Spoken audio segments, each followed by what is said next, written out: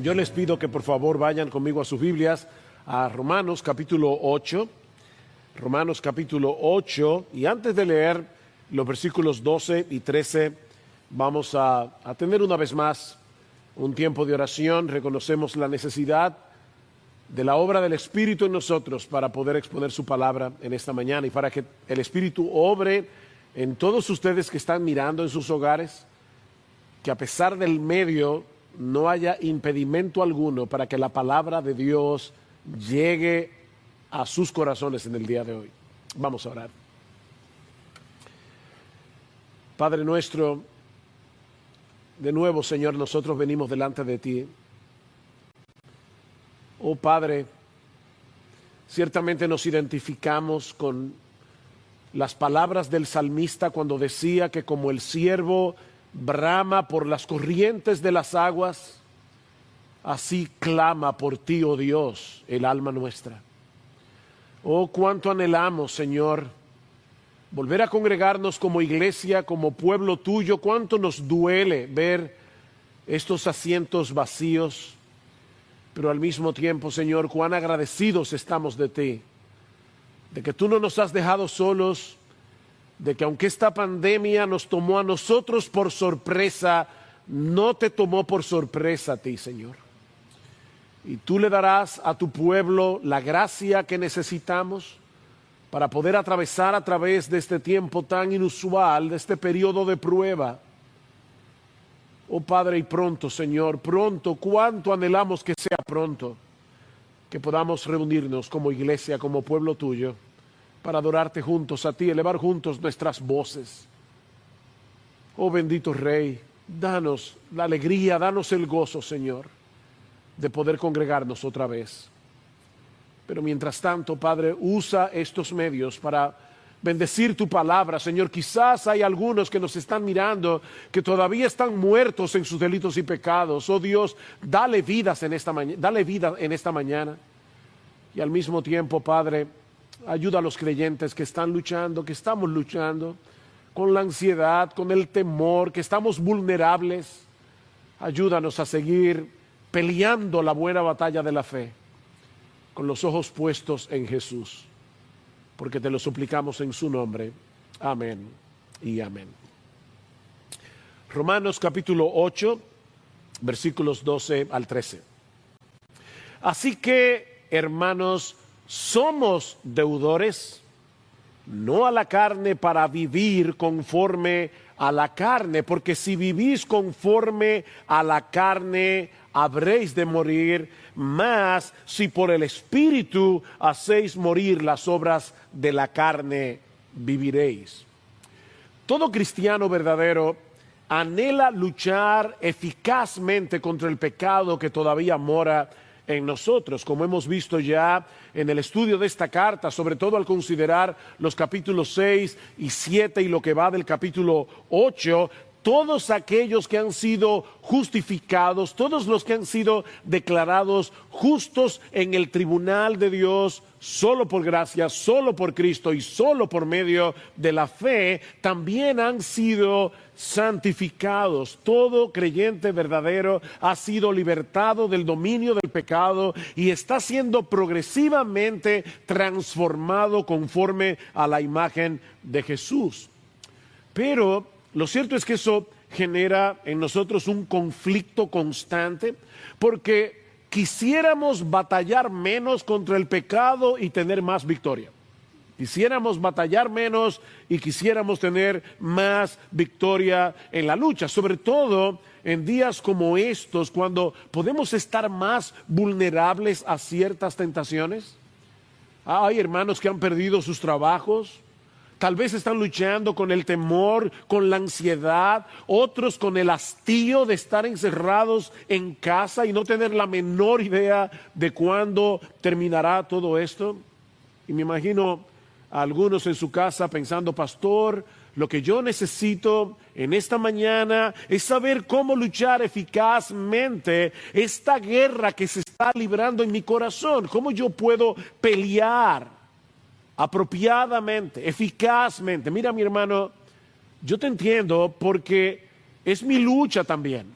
Sin embargo, es necesario considerar el cómo, o mejor dicho, es necesario que antes de considerar el cómo podamos seguir profundizando en el qué.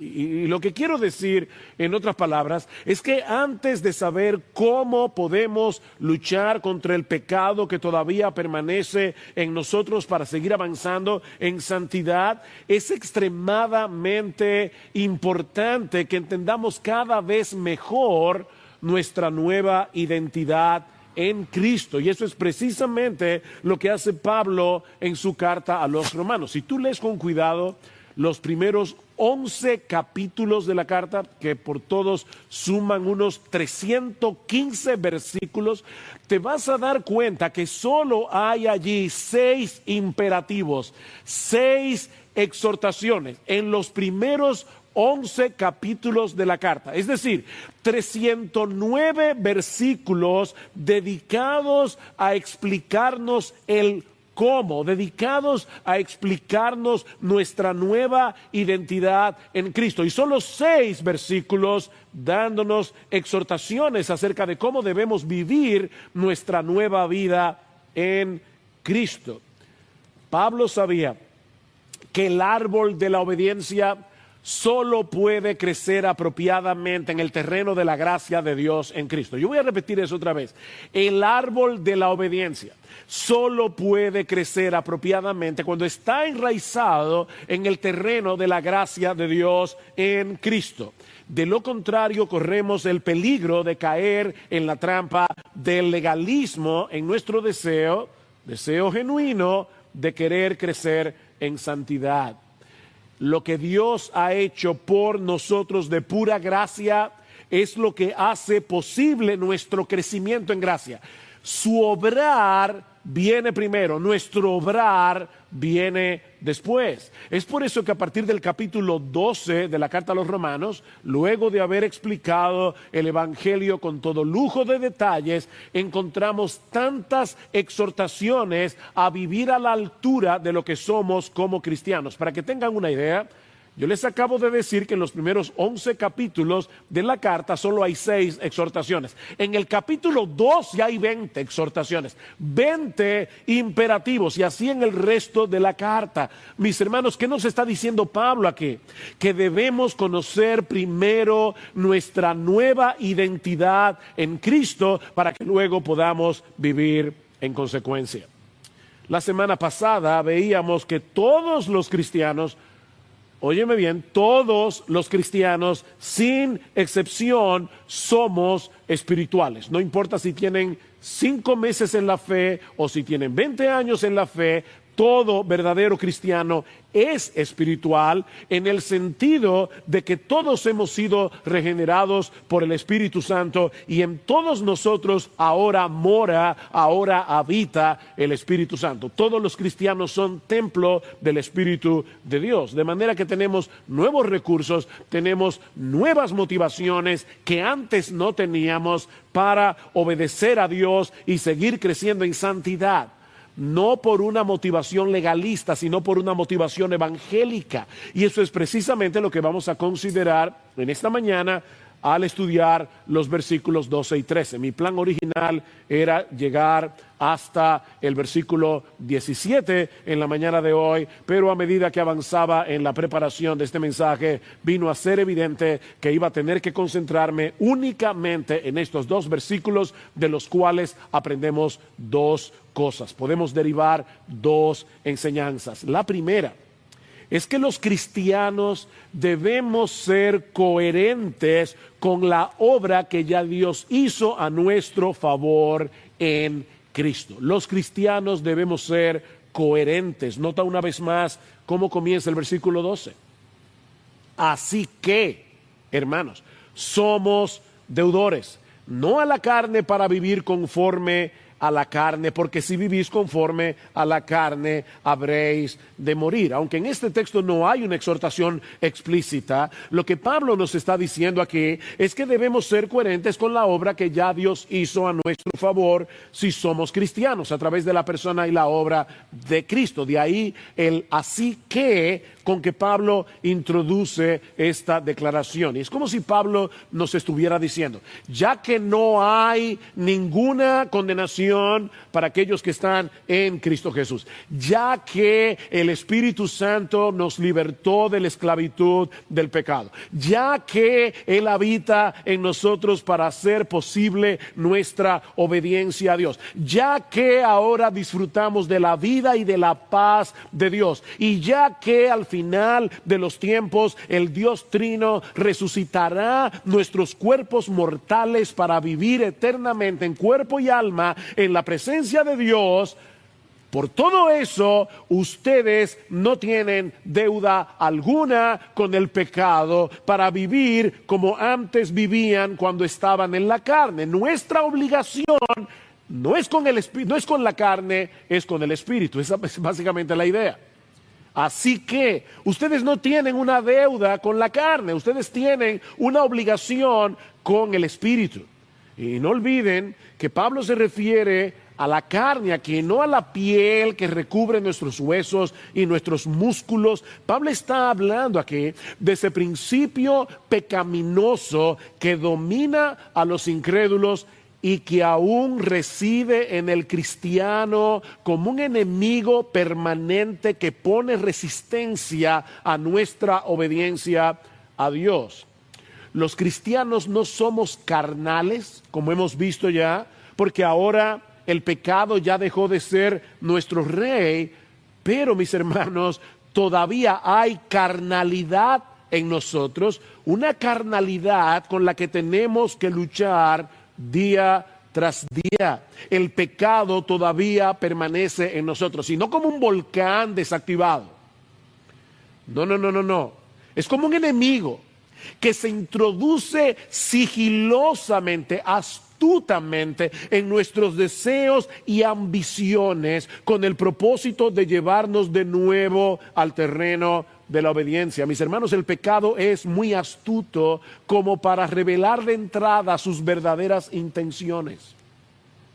Él no nos hace ver que su meta es destruirnos apartándonos de Dios, que es la fuente de todo bien y de toda bendición. No, el pecado se presenta como alguien que quiere ayudarnos a tener una vida más divertida, una vida más emocionante. Alguien me recomendó recientemente un libro escrito por Jared Wilson con un título sumamente sugestivo. Se titula El Evangelio según Satanás. 8 mentiras acerca de Dios que suenan como si fuera la verdad. Ese es el evangelio de Satanás.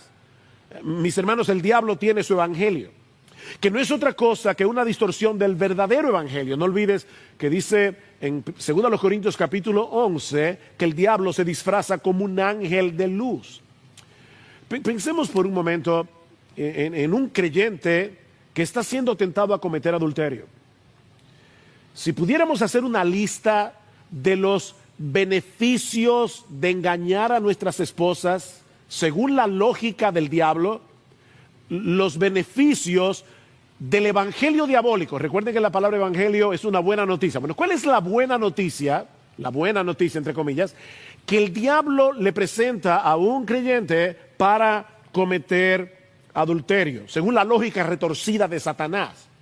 Bueno, dice este autor, vivir la emoción de un nuevo romance, conseguir la satisfacción que mi esposa no está dispuesta a concederme o que ya no está interesada en darme, encontrar a alguien que me escuche y que de verdad me entienda, librarme del estrés y del aburrimiento, volver a sentirme atractivo y deseado, sentirme amado.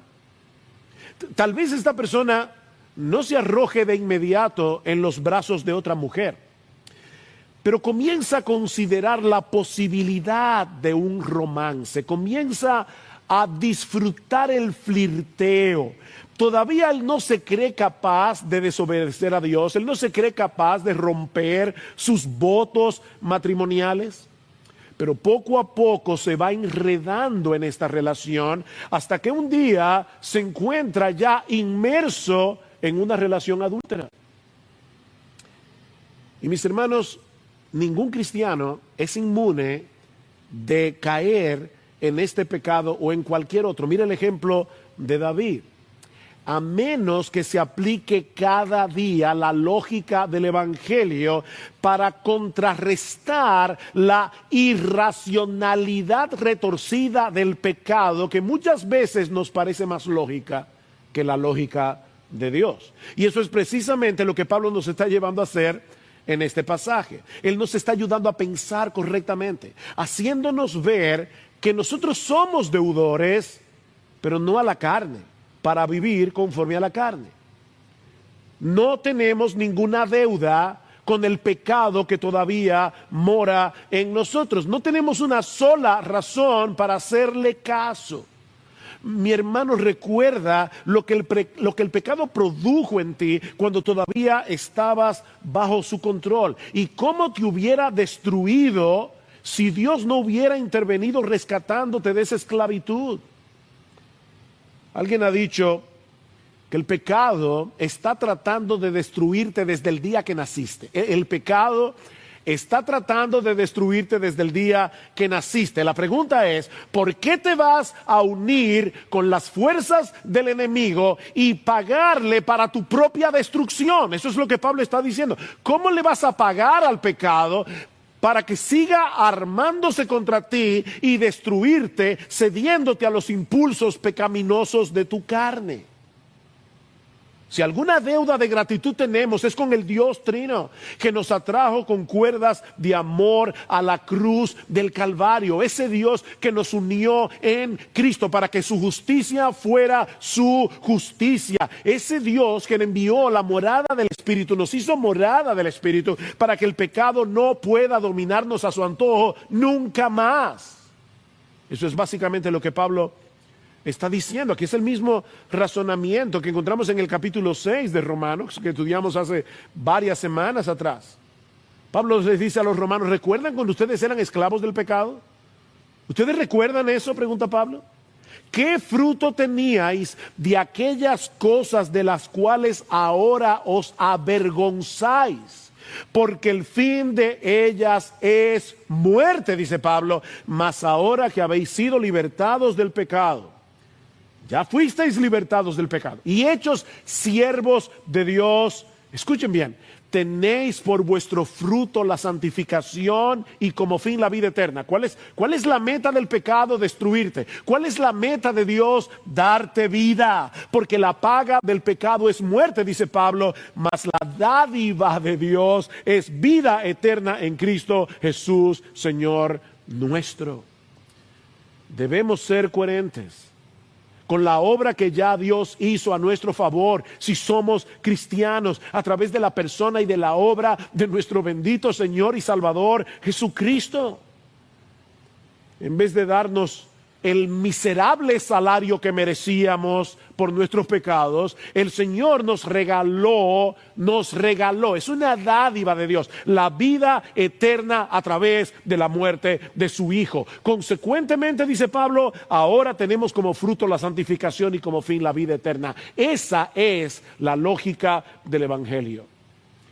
Y eso nos lleva a nuestro segundo encabezado. Ya que Dios nos salvó para santificarnos y para darnos vida en abundancia, vida en Cristo, el verdadero creyente puede y debe hacer morir las obras de la carne en dependencia del Espíritu Santo. Vean el texto una vez más. Así que, hermanos, somos deudores, no a la carne para vivir conforme a la carne, porque si vivís conforme a la carne habréis de morir. Pero si por el Espíritu hacéis morir las obras de la carne, viviréis. Lamentablemente, algunos leen este versículo como si Pablo estuviera diciendo que un verdadero cristiano pudiera perder su salvación si comienza a vivir conforme a la carne, porque Pablo dice, si vivís conforme a la carne habréis de morir. Pero mis hermanos, eso es totalmente contrario a la enseñanza del resto de las Escrituras. La salvación es por gracia, no es por obras. Y es una salvación segura porque depende de la justicia de Cristo, que es imputada o puesta en nuestra cuenta por medio de la fe. Si la salvación se pierde, entonces a final de cuentas tú tienes que conservarla por tus obras. Entonces la salvación no es por gracia, la salvación es por obras. En el mismo texto que leímos hace un momento en el capítulo 6 de Romanos, Pablo nos dice que la muerte es la paga del pecado. Eso es lo que tú y yo merecimos.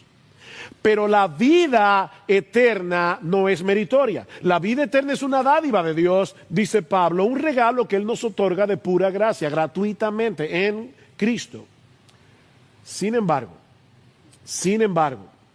si una persona vive controlada por su carne, siguiendo sin freno los deseos y ambiciones de su naturaleza pecaminosa, que no es otra cosa que un deseo de buscar gloria para nosotros y hacer nuestra voluntad, se está engañando a sí misma si cree que es cristiana y va camino al cielo. Eso es lo que Pablo está diciendo. Pero si por medio del Espíritu estás haciendo morir las obras de la carne, estás luchando contra el pecado que todavía permanece en ti, porque deseas agradar a Dios por medio de tu obediencia, por gratitud, por todo lo que Él ha hecho por ti a través de nuestro bendito Señor y Salvador Jesucristo, eso es un síntoma inequívoco de que estás espiritualmente vivo. John Stott, el comentarista, lo pone de esta manera: hay un estilo de vida que lleva a la muerte y hay un tipo de muerte que lleva a la vida. Hay un estilo de vida que lleva a la muerte eterna y hay un tipo de muerte, mortificar, darle muerte al pecado, que lleva a la vida. El cristiano, como dice Pablo en Romanos capítulo 6, versículo 11, es alguien que ha muerto al pecado, pero que está vivo para Dios. De manera que el cristiano se distingue del no cristiano en su práctica constante de darle muerte al pecado que todavía mora en él. Esto no es algo de un momento, es una lucha diaria que no terminará sino hasta el momento de la muerte. Como decía el puritano John Owen, vamos a librarnos de este cuerpo de muerte a través de la muerte del cuerpo. Y es interesante notar la manera como el apóstol Pablo plantea esto aquí en el versículo 13. Porque por un lado, Pablo nos dice que tú y yo somos responsables de darle muerte al pecado. Esa es nuestra responsabilidad, darle muerte al pecado. Que no es otra cosa que repudiar el pecado, resistir al pecado con todas las fuerzas de nuestro ser desde el mismo momento en que percibimos su intención de seducirnos. Eso es algo que nadie hará por nosotros. Somos tú y yo los que debemos darle muerte al pecado. Noten que Pablo no dice, deja que el Espíritu le dé muerte al pecado. No, lo que él dice es, dale muerte al pecado. Nosotros somos responsables de hacer eso. Tú y yo somos los verdugos que debemos llevar al pecado, al pabellón de fusilamiento. Eso debemos hacerlo tú y yo. Escucha la advertencia de Jesús en Mateo capítulo 5. Si tu ojo derecho te es ocasión de caer, sácatelo. No espera que te lo saquen. Sácatelo y échalo de ti. Pues mejor te es que se pierda uno de tus miembros y no que todo tu cuerpo sea echado en el infierno. ¿Ven la conexión? Si vivís conforme al pecado, moriréis. Eso es exactamente lo que Jesús está diciendo aquí. Si tu mano derecha te es ocasión de caer, córtala y échala de ti. Y no es algo físico. Él está hablando de la resistencia al pecado. Pues mejor es que se pierda uno de tus miembros y no que todo tu cuerpo sea echado en el infierno. Pablo dice en Colosenses capítulo 3, versículo 5, después de haber dicho que nosotros hemos muerto y que nuestra vida está escondida con Cristo en Dios, dice, haced pues morir. ¿Quién? Tú y yo. Haced morir lo terrenal en vosotros: fornicación, impureza, pasiones desordenadas, malos deseos y avaricia, que es idolatría. Pablo va a decir más adelante en el capítulo 13 de Romanos, el texto que llevó a Agustín de Hipona a la conversión, que debemos vestirnos del Señor Jesucristo y no satisfacer los deseos de la carne.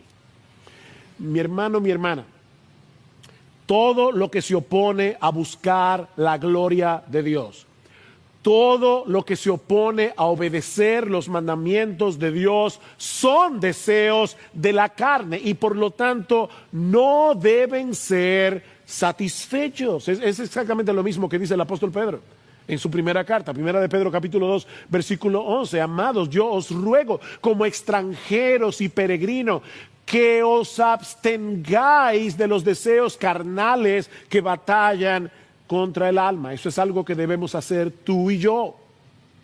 Sin embargo, Pablo reconoce al mismo tiempo que eso es imposible de hacer para nosotros si no es en dependencia del Espíritu Santo. Tú y yo tenemos una responsabilidad que de antemano sabemos que no vamos a poder cumplir si no es en dependencia del Espíritu de Dios, porque si vivís conforme a la carne, moriréis, o habréis de morir.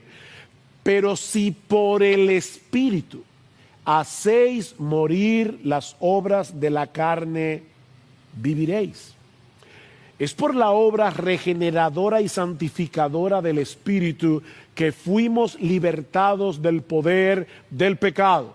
Y es por la obra del Espíritu en nosotros que podemos darle muerte. Otra vez cito aquí John Stott. Solo el Espíritu Santo puede proporcionar el deseo, la determinación y la disciplina necesaria para rechazar el pecado. Solo el Espíritu Santo puede darnos el deseo, la determinación y la disciplina para rechazar el pecado. Ahora bien, ¿cómo funciona esto en la práctica? En otras palabras, ¿cómo puede el creyente ser responsable en darle muerte al pecado, pero en el poder del Espíritu Santo? ¿Cómo funciona eso? Esa sinergia entre mi responsabilidad y el Espíritu, que aparece en casi toda la Biblia. Ocupaos en vuestra salvación con temor y temblor, porque Dios es el que en vosotros produce así el querer como el hacer por su buena voluntad. ¿Quién es el que se ocupa en su salvación? Tú y yo. ¿Por qué podemos hacerlo? Porque Dios produce el querer como el hacer por su buena voluntad. Bueno, ¿cómo funciona esto? Bueno, en primer lugar, reconociendo ambas realidades en nuestras vidas si somos cristianos, la presencia del pecado y la presencia del Espíritu. Reconoce eso, ambas realidades. La razón por la que Pablo nos exhorta a hacer morir las obras de la carne es porque él reconoce la realidad de la presencia del pecado en nuestra vida. Mi hermano, nunca, y perdona que lo repito otra vez, nunca llegará el momento en tu vida cristiana en que puedas bajar la guardia en esta guerra. Nunca vas a llegar a tal grado de madurez en tu vida cristiana que el pecado ya no va a ser un problema para ti. Otra vez cito aquí a John Owen, que habló de este tema tan ampliamente y tan sabiamente, un ministro puritano del siglo XVII. John Owen decía, escuchen esto con cuidado: el pecado nunca está menos quieto que cuando parece estar más quieto. Voy a repetir eso.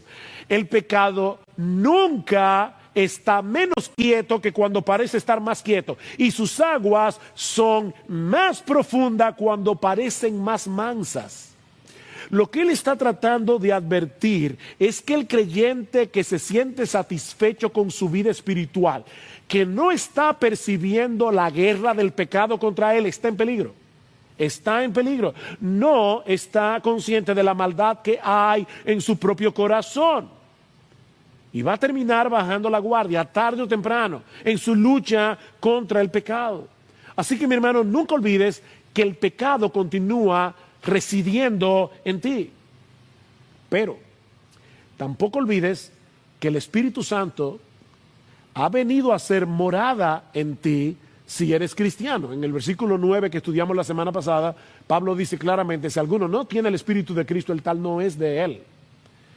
Y en ese sentido estaba pensando que nosotros debemos darle gracias al Señor. Esto que voy a decir es muy profundo, yo espero que estén despiertos, pero debemos darle gracias al Señor de que los versículos 12 y 13 de Romanos 8 están después de los versículos 1 al 11. Es profundo, ¿verdad? Lo que quiero decir, mis hermanos, es que necesitamos ampararnos en las grandes verdades de los primeros 11 versículos de Romanos 8 antes de llegar a Romanos 12 y 13. De lo contrario, vamos a ser vencidos antes de comenzar a pelear esta guerra. Pero en segundo lugar, darle muerte al pecado en dependencia del Espíritu Santo significa llevarnos o llenarnos de la palabra que el Espíritu inspiró. Darle muerte al pecado por el Espíritu es llenarnos y ser guiados por la palabra que el Espíritu inspiró. Nota una vez más el versículo 5 que estudiamos la semana pasada. Pablo dice, porque los que viven conforme a la carne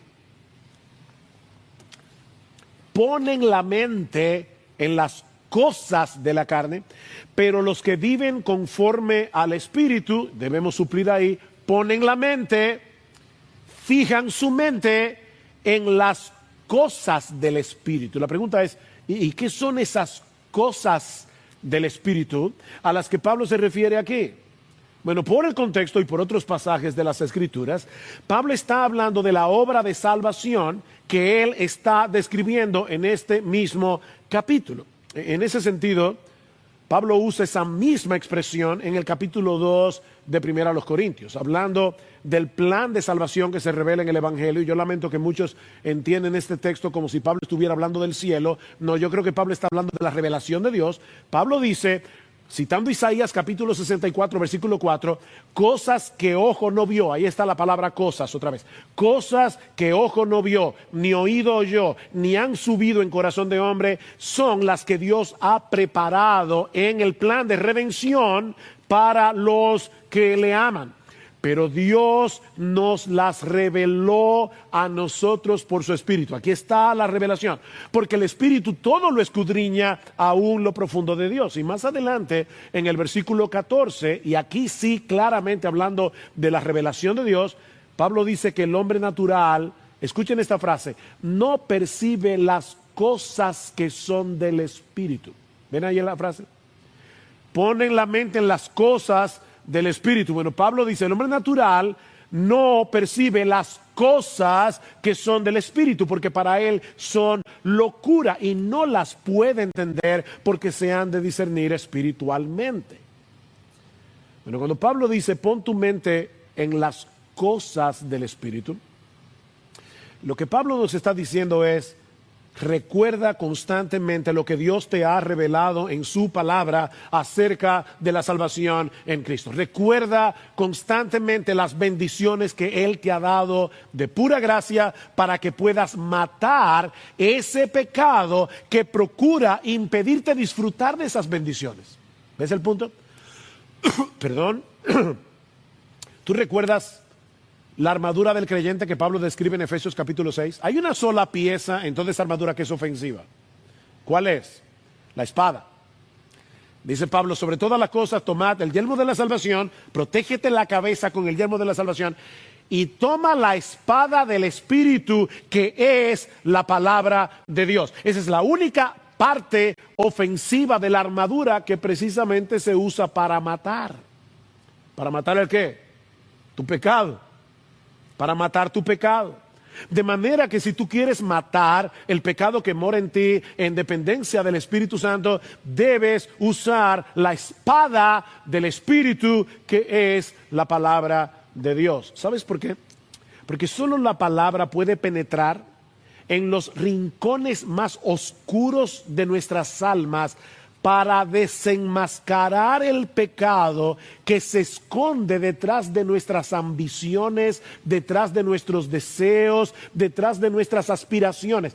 Sin el espejo de la palabra de Dios, sin la luz de la palabra de Dios, no vas a poder meterte en los escondrijos de tu alma y el pecado seguirá oculto. ¿Cómo vas a poder matar un enemigo que no ves? Dice el autor de la carta a los Hebreos que la palabra de Dios es viva y eficaz. ¿Y qué hace la palabra? Es más cortante que toda espada de dos filos y penetra hasta partir el alma y el espíritu, las coyunturas y los tuétanos. Y ahora escucha esta frase: y discierne los pensamientos y las intenciones del corazón. Nosotros tenemos una terrible tendencia a engañarnos a nosotros mismos, pero la palabra de Dios descubre, pone al descubierto las intenciones del corazón. Solo la Biblia puede hacer eso. Así que debes dejar que esa palabra viva te escudriñe. Debes dejar que esa palabra viva revele tu pecado. Pero al mismo tiempo, debes apropiarte por la fe de esa palabra inspirada por el Espíritu para poder vencer al pecado en dependencia del Espíritu. Mira, mi hermano, no trates de matar la carne en la carne. Déjame repetir eso de nuevo. No cometas el error, y se puede hacer eso, tratar de matar la carne en la carne. Alguien lo puso de esta manera: no trates de luchar con el pecado predicándote mini sermones de la ley, que es lo que hacen muchos creyentes. Si hago esto, Dios me va a castigar. Es un mini sermón de la ley. O al final voy a sentirme avergonzado. O eso va contra mis principios cristianos. O no voy a soportarme después verme al espejo. Mini sermones de la ley. Mis hermanos, ese era el problema de los Gálatas. El problema de los Gálatas, que estaban haciendo caso, estaban haciendo oído a falsos maestros que querían hacerles creer que ahora debían depender de la ley para crecer en santidad. Y escuchen cómo Pablo los amonesta: oh Gálatas insensatos. Y como citaba hace mucho en un sermón anterior, de una paráfrasis de alguien que decía: oh mis queridos imbéciles de Galacia. Básicamente lo que Pablo está diciendo: ¿quién nos fascinó? Y la palabra ahí es embrujar. ¿Quién nos embrujó para no obedecer a la verdad? A vosotros, ante cuyos ojos Jesucristo ya fue presentado claramente entre vosotros como crucificado. ¿Ven el Evangelio? ¿Ven el Evangelio otra vez? Que nos fue revelado por medio de los apóstoles en la Biblia. Esto solo quiero saber de vosotros: ¿recibisteis el Espíritu por las obras de la ley o por el oír con fe? Tan necios sois que, habiendo comenzado por el Espíritu, ahora vais a acabar por la carne. ¿Y qué significa eso? Bueno, acabar por la carne en este contexto es volver a depender de la ley para ser santificado. Todo aquel que pretende alcanzar el favor de Dios a través de su propio esfuerzo por obedecer la ley se está conduciendo según la carne. Eso es lo que Pablo está diciendo aquí. Y ahora escuchen el versículo 5. ¿Tantas cosas habéis padecido en vano, si es que realmente fue en vano? Aquel pues que os suministra, noten que no dice suministró, es presente. Aquel que os suministra el Espíritu y hace maravillas entre vosotros, ¿lo hace por las obras de la ley o por el oír con fe? Bueno, la respuesta que Pablo espera de sus lectores es muy obvia. Dios nos suministra el Espíritu, Dios hace maravillas entre nosotros, no por las obras de la ley, sino por el oír con fe. Así que no se trata únicamente de leer la Biblia, Se trata de apropiarte de ella por la fe. El diablo se vale de la mentira para llevarnos al pecado. Pero Dios nos ha provisto de la verdad de su palabra para que podamos exponer la mentira del pecado y darle muerte. Esa es la espada del Espíritu. Seguramente muchos creyentes estamos luchando con el temor, con la desesperanza en estos días. ¿Qué pasa si me quedo sin trabajo? ¿Qué pasa si uno de los míos se enferma del COVID? ¿Qué pasa si esta cuarentena se prolonga y yo acabe perdiendo la paciencia y comportándome de una manera que maltrate a mi familia y que sea de un mal testimonio para el Evangelio? Son temores que vienen a nuestras almas en momentos como estos. Bueno, mi hermano,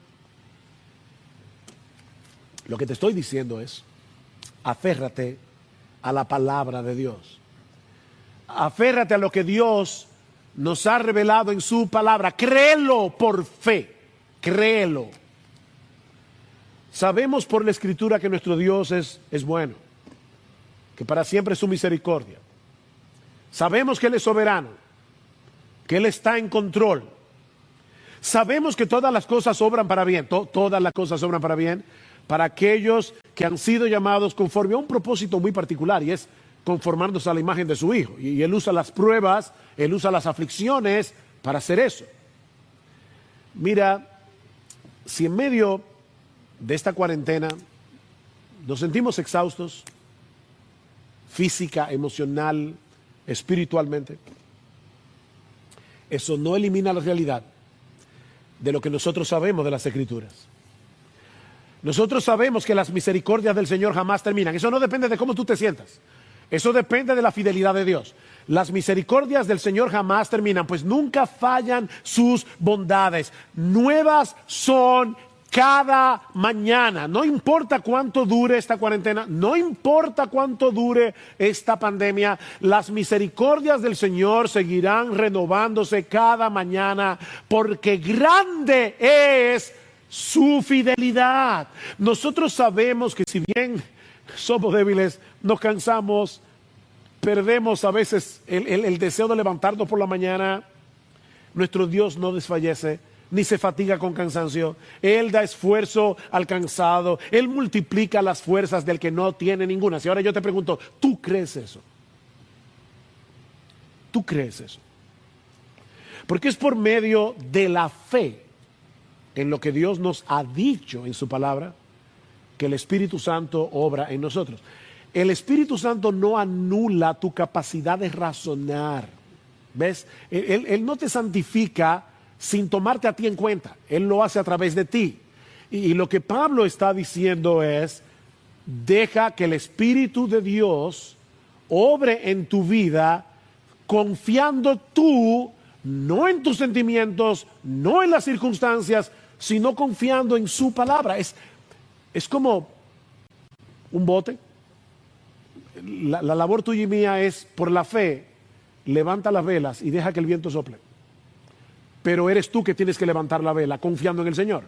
Eres tú que tienes que traer a tu mente las promesas de Dios. Eres tú quien tienes que predicarte mini sermones, pero no de la ley, sino del Evangelio. Predícate mini sermones de la palabra de Dios. Tal vez estás luchando contra un pecado que te parece tan atractivo que tu lucha se ha vuelto agónica y has perdido toda esperanza de tener victoria. Yo sé que yo me entregué, yo no puedo con ese pecado. Óyeme, yo no estoy hablando aquí de ser tentado, yo estoy hablando de caer, porque tentados vamos a ser hasta que nos muramos. Hay pecados que desaparecen de nuestras vidas en el momento de la conversión, hay pecados con los que vamos a luchar hasta el día que cerremos nuestros ojos en esta tierra. Bueno, ¿tú has perdido toda esperanza en vencer ese pecado? Bueno, mira una vez más lo que Dios te ha concedido en Cristo.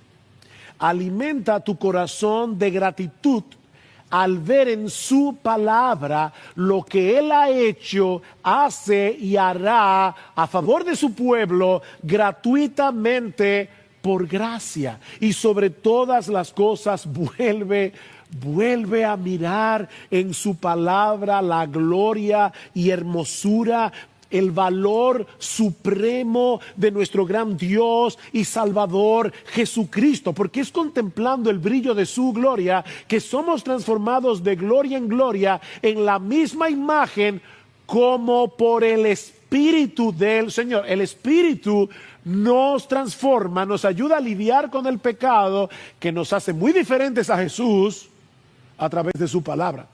¿Qué dice Cristo en Juan capítulo 14? Él me glorificará. Yo voy a enviar al Espíritu, Él me glorificará. La labor del Espíritu al inspirar este libro es glorificar a Jesús. De principio a fin, desde Génesis hasta Apocalipsis. ¿Para qué? Para que contemplando el brillo de su gloria en este libro inspirado por el Espíritu, nosotros seamos transformados de gloria en gloria en la misma imagen como por el Espíritu del Señor.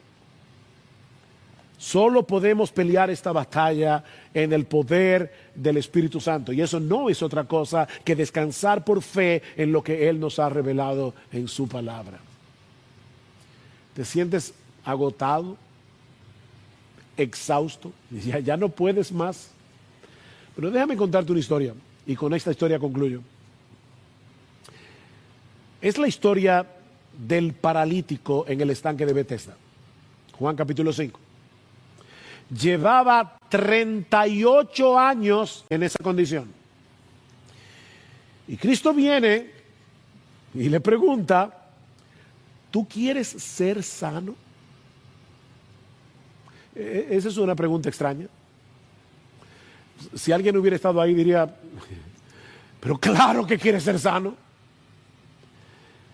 Pero Cristo sabía, y esto es una especulación mía, lo admito, pero creo que es una especulación que tiene cierta base por el texto, que este hombre no solo sufría parálisis en sus pies, sino también en su voluntad.